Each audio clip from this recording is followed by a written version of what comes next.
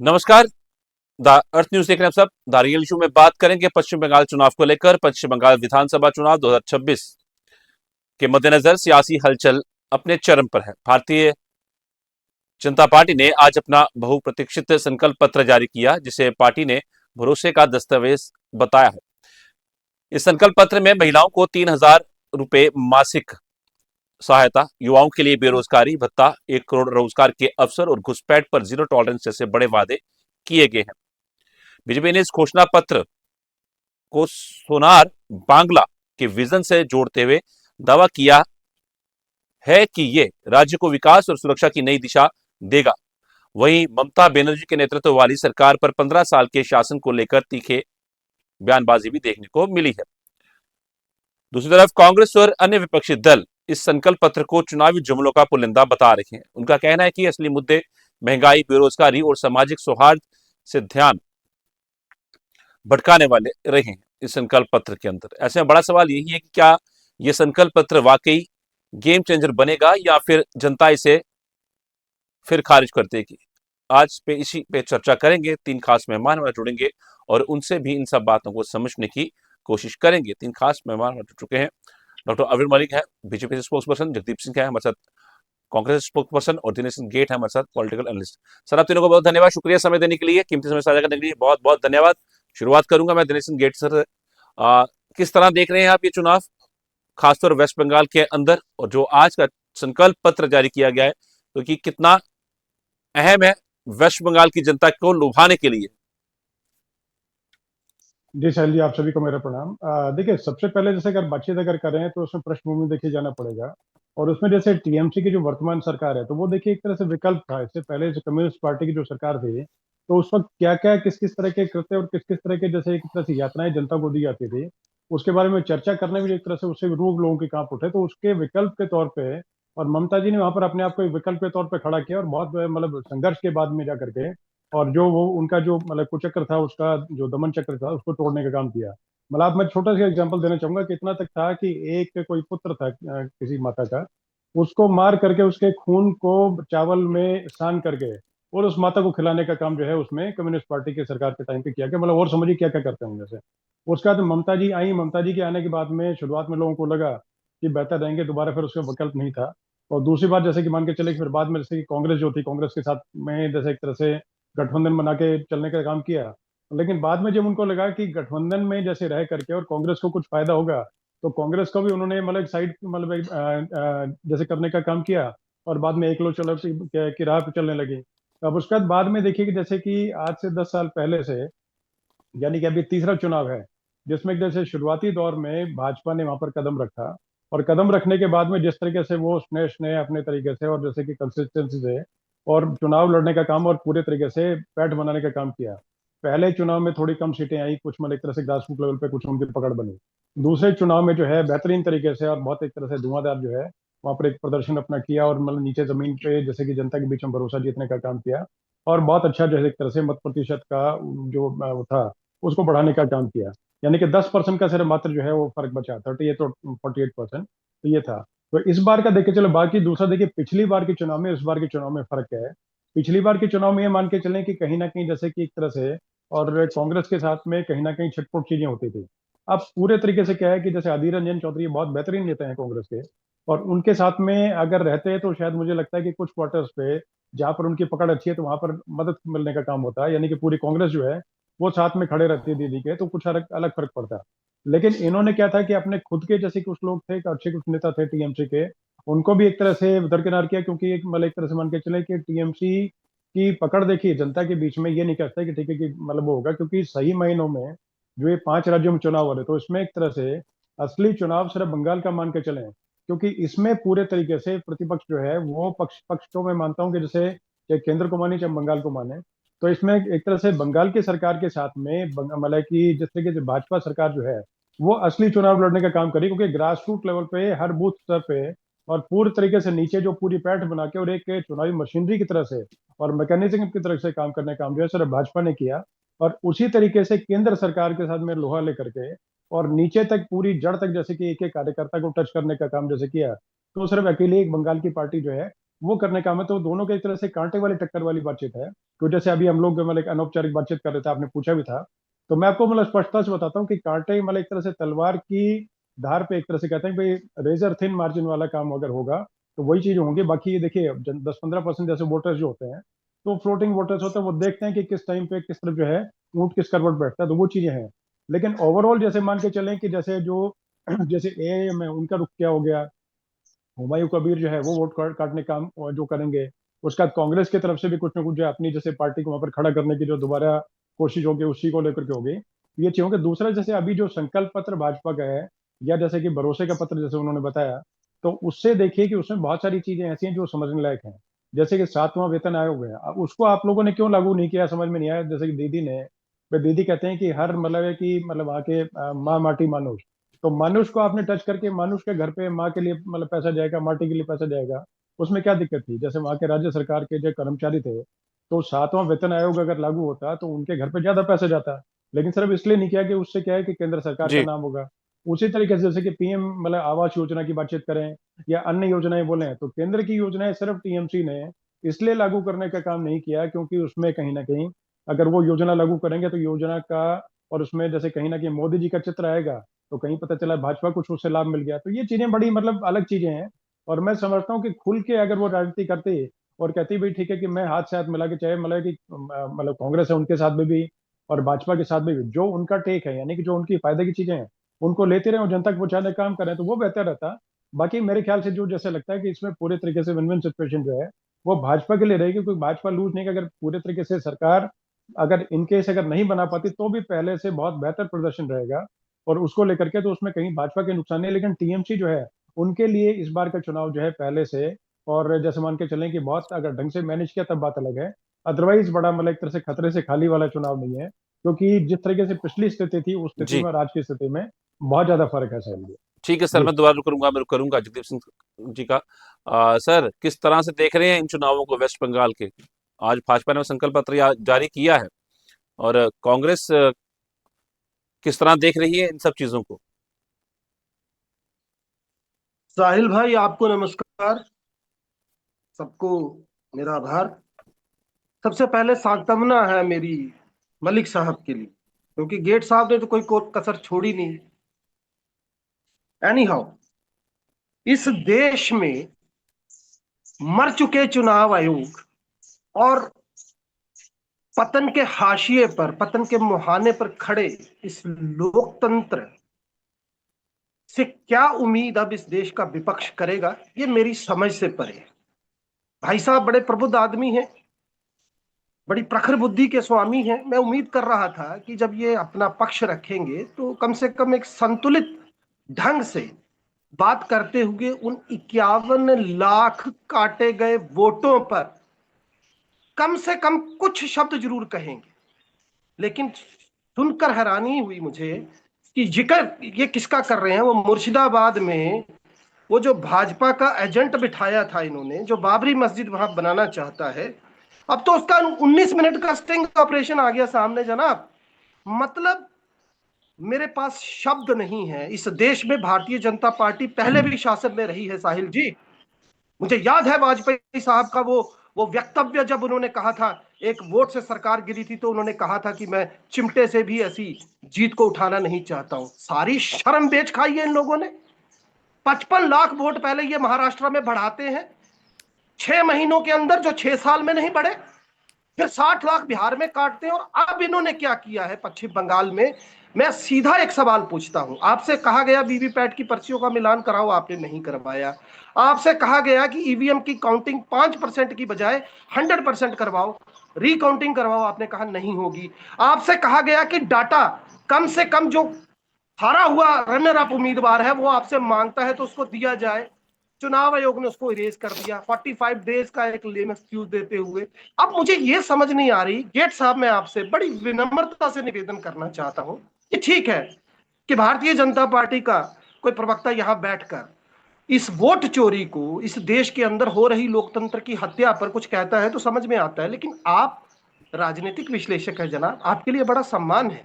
91 lakh vote हमारा संविधान साफ साफ कहता है कि इस देश में किसी का लोकतांत्रिक अधिकार जो वोट का है वो नहीं कटना चाहिए। सर जो आपने पात्र तमाशा वोटर नहीं बना होगा दिया। तो उसको फिर उसकी एक क्या और बात जरूरत है? कहते हैं, नहीं साहिल जी, मुझे पता है मेरे शब्द तल्ख है क्योंकि मुझे तकलीफ है। मैं बता ये दूं आपको कि इनके पास, देखिए माफ कीजिएगा, बड़े अफसोस के साथ कहना पड़ता है, हमारे यशस्वी प्रधानमंत्री नरेंद्र मोदी जिस तरीके के वक्तव्य वहां जाकर देते हैं, भूल तो नहीं गए?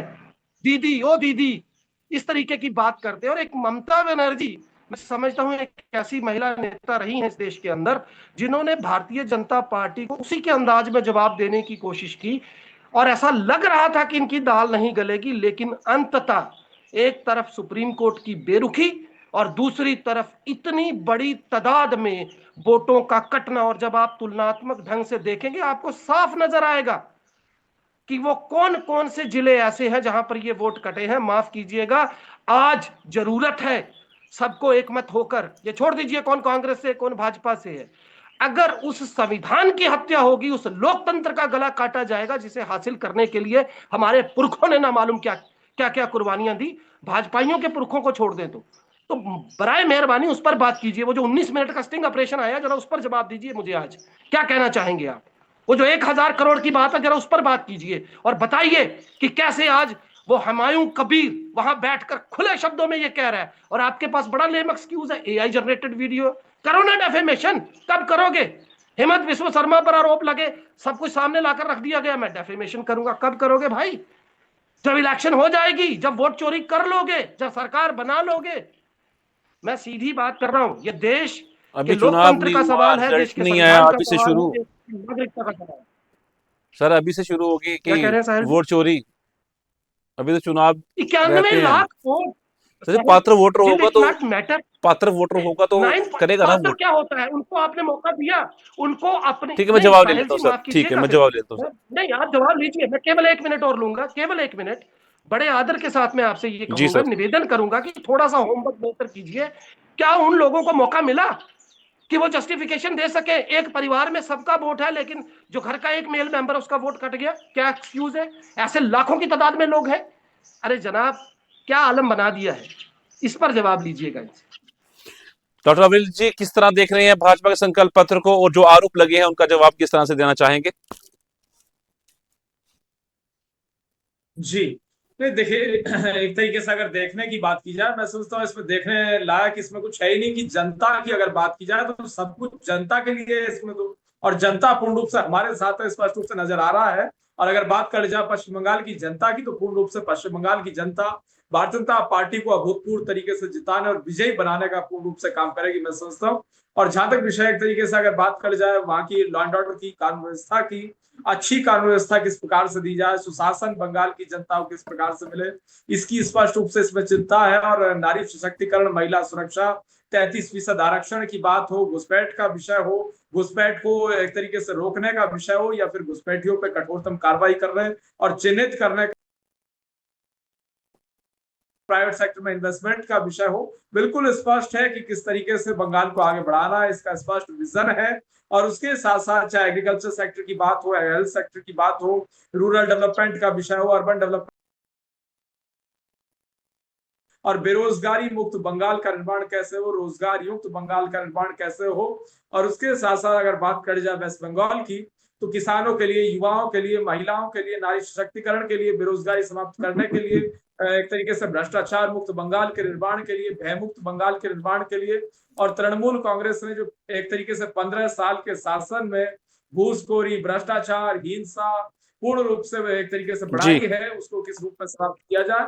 और जीरो टॉलरेंस की पॉलिसी की अगर बात हो, तो निश्चित रूप से किसी प्रकार से करप्शन को नहीं बढ़ने दिया जाएगा। और जहां तक विषय एक तरीके से अच्छी पॉलिसीज देने का, तो पूर्ण रूप से भारतीय जनता पार्टी की सरकार काम करेगी।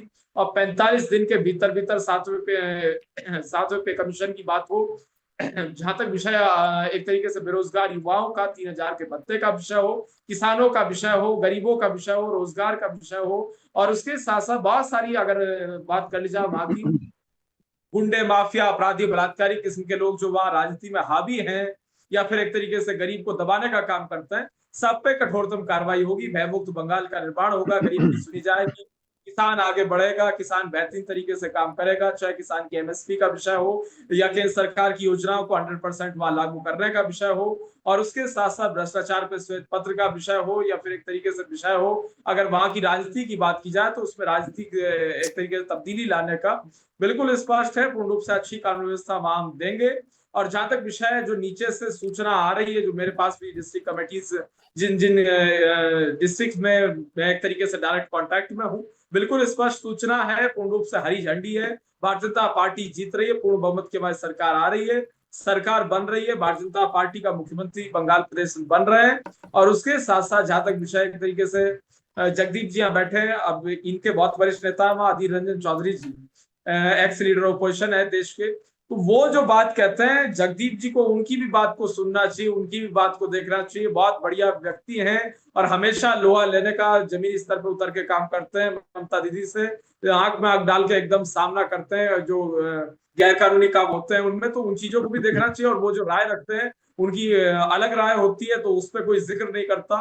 मुझे लगता है अधीर रंजन चौधरी जितनी तेजी के साथ राष्ट्रीय राजनीति में उभरे और उभारे गए, मैं कहूंगा जितनी तेजी से उभारे गए, उतनी ही तेजी से नीचे करने का या डाउनफॉल करवाने का जबरन कुछ लोगों के द्वारा प्रयास किया गया, ये भी बिल्कुल स्पष्ट है। और वो किसी दूसरी पार्टी ने नहीं किया, उसी पार्टी ने किया जिसने आगे बढ़ाने का काम किया, ये भी एक फैक्ट है। और ममता दीदी का उसमें क्या रोल रहा, ममता दीदी का उसमें क्या प्रेशर रहा, इंडी अलायंस जब चला, इंडी अलायंस से अलग उन्होंने वहां वेस्ट बंगाल में बयान दिए, उसके बाद जिस प्रकार की प्रतिक्रियाएं सामने आई, मैं समझता हूँ जगदीप जी बहुत बेहतर तरीके से जानते हैं, कहने की आवश्यकता नहीं है। और जहां तक विषय एक तरीके से पश्चिम बंगाल में परिवर्तन का, तो निश्चित रूप से जगदीप जी मुस्कुरा भी रहे, अंधेरा छटेगा, सूरज निकलेगा और बंगाल में कमल खिलेगा, इसमें कोई कंफ्यूजन नहीं। ठीक है सर, मैं करूंगा रुख दोबारा का। दिनेश सिंह सर, किस तरह देखते हैं आप इन आरोपों को? 51 लाख वोटर का जिक्र किया गया जगदीप सिंह द्वारा। 91 लाख, 91 लाख, 91 लाख ही बोला मैंने, यही कहा ना। देखिए देखिए साहिल जी, ऐसा है कि जगदीप जी काफी प्रेशर में है। अब क्यों प्रेशर में और मुझसे कोई नाराजगी क्यों है इनको पता नहीं ऐसा है, क्योंकि मैं इनका सम्मान करता हूँ, ये भी काफी सम्मान करते हैं। दूसरा देखिए, पार्टी का रुख इनको रखना पड़ेगा पड़ेगा पार्टी के रुख से कभी, जैसे कि अब ना अविरल मलिक जो है वो कांग्रेस की तारीफ कर पाएंगे, ना जगदीप जी को बीजेपी की तारीफ कर पाएंगे, वो चीज लगेगा। लेकिन मुझसे देखिए से कि मैं आपका सम्मान करता हूँ और करता रहूंगा। और जो चीज जैसे कि आपको अगर मेरी किसी बात से कोई तकलीफ पहुंची हो तो आप मुझे स्पष्ट बता सकते हैं। और यहाँ से जब इस डिबेट को हम लोग खत्म करके जाए तो किसी भी तरह का मतभेद या मनभेद कृपा करके मत लेके जाइएगा से। तो मैं आपकी बात को थोड़ा स्पष्ट करना चाहता हूँ जगदीप जी, कि जैसे आपने मेरा नाम लेके बताया कि वहां पर देखिए वोट अगर कटे, अगर कोई गलत अगर वोट अगर कटे अगर है तो उस पर देखिए उसको उठाने के बहुत सारे तरीके हैं, उसको लेकर के बातचीत की जा सकती है ऐसे। और बातचीत अगर कुछ कहीं ना कहीं से, क्योंकि जैसे रिटर्न में अगर किसी को कुछ है और तथ्य और सबूत अगर है तो उसको लेकर के चाहे कोई भी कुछ भी हो, इतना घोर मतलब अंधेरा कहीं पर कुछ नहीं है। और ना इतनी अंधेर कर दी है कि चाहे सरकार किसी की भी और नाम अगर कटा और साथ में आपने किया तो उसके बाद में जैसे कि बीएलओ स्तर से लेकर के और आगे के जितने जो है अधिकारी, उनकी बात रखी जाती है। देर हो सवेरे अलग बात है, हो सकता है उस टाइम पे किसी कारण वैसा तो मतलब कि जैसे कुछ गड़बड़ ऐसी कुछ हो जाए कि बेटी के उस टाइम वोट उस चुनाव में ना दे पाए, लेकिन ऐसा नहीं हो सकता कि वोटर लिस्ट से बिल्कुल ही उसका नाम निर्धारित कर दिया। तो ये चीज मैंने आपको बताया संवैधानिक तरीके से, मैं किसी का पक्ष लेके या किसी के विरोध में नहीं बोल रहा से।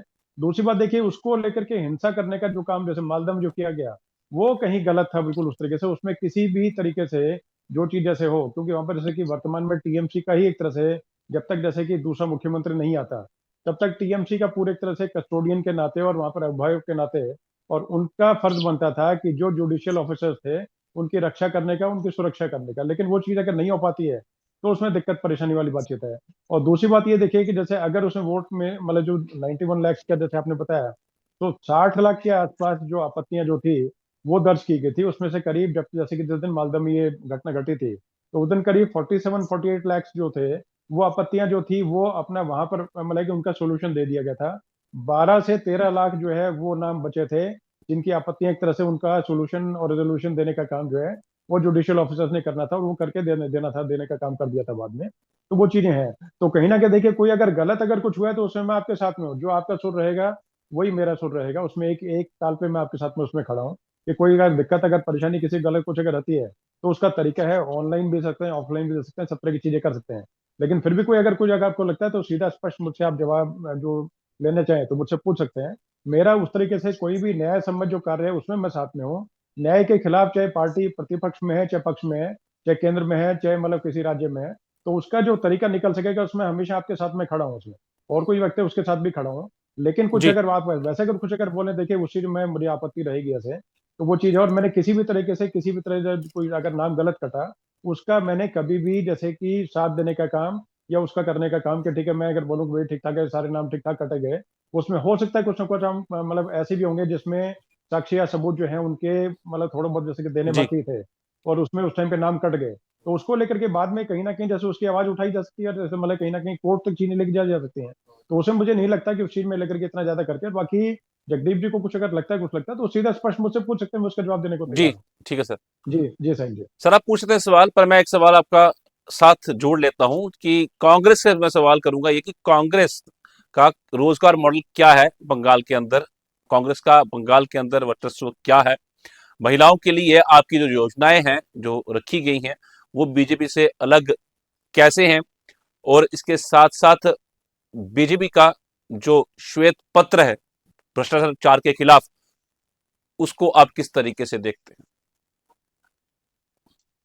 देखिए साहिल जी, मैं बिल्कुल ससम्मान दो चार बातें पहले स्पष्ट कर दूं, क्योंकि अब सवाल बहुत सारे हैं तो बहुत कम समय में बताने की कोशिश करूंगा। मेरे मित्र मलिक साहब को जब मैं देखता हूं ना, तो डॉक्टर साहब जो है हमारे, इनकी ना रविंद्रनाथ टैगोर सरीखी शख्सियत की अभिभूति होती है। लेकिन जब ये बात करते हैं, अपना पक्ष रखते हैं, तब मुझे थोड़ी सी एक मुगलाता लगता है। अभी इन्होंने घुसपैठियों की बात की। कांग्रेस के शासन काल में 2005 से लेकर 2013 तक 88,792 घुसपैठियों को निकाला गया, और इनके राज में केवल 2,566 513 का औसत है। दूसरा, मैं यहां इनसे पूछना यह चाहता हूं ससम्मान दिनेश जी से, घुसपैठियों के एक सवाल पर।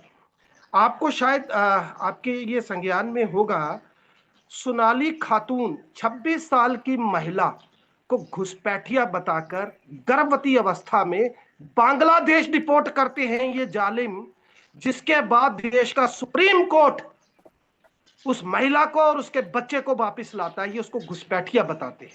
जहां ये जाते हैं पूरी मक्कारी और धूर्तता के साथ घुसपैठिया घुसपैठिया घुसपैठिया कहते हैं। आज अमित शाह साहब से ये सवाल पूछा गया, पहली तो बात, जब गृह मंत्रालय आपके पास, मरकज में सरकार आपके पास, तो जवाब कौन देगा घुसपैठियों का, जो आपका सबसे बड़ा एक्सक्यूज है।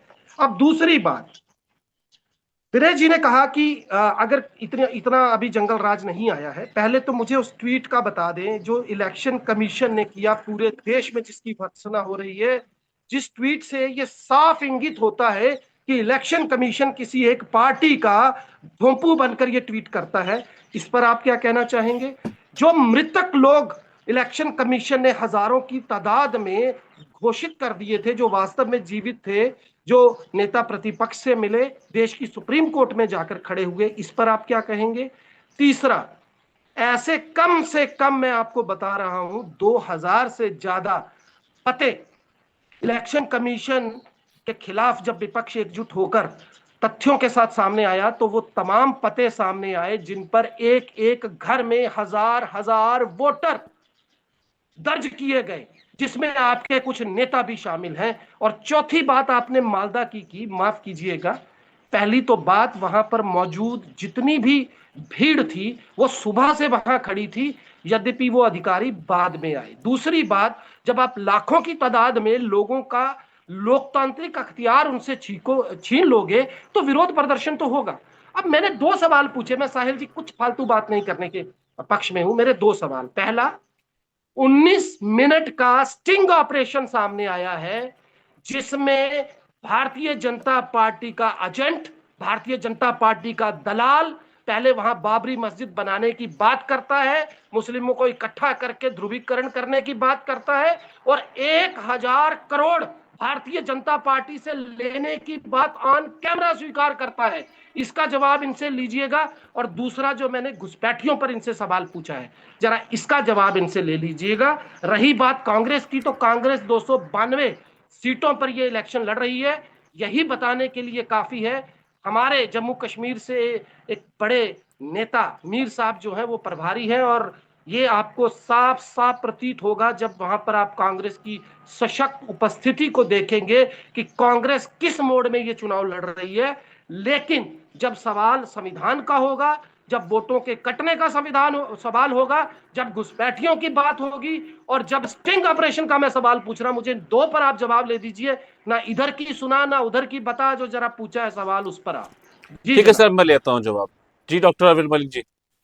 जी नहीं, देखिए जगदीप जी बहुत उत्साहित हैं, बहुत प्रसन्न भी हैं। जगदीप जी, हम अपना समय आपको दे रहे हैं, कोई दिक्कत कोई आपत्ति नहीं है। कम से कम ये तो बता दीजिए चौधरी साहब का क्या रोल होगा। अधीर रंजन चौधरी जी की हमें चिंता है, उनका आप क्या रोल रख रहे हैं, क्या योगदान रख रहे हैं? वो इतने वरिष्ठ नेता हैं, तो उनका तो कुछ ख्याल रखिए कांग्रेस पार्टी के अंदर ही। जी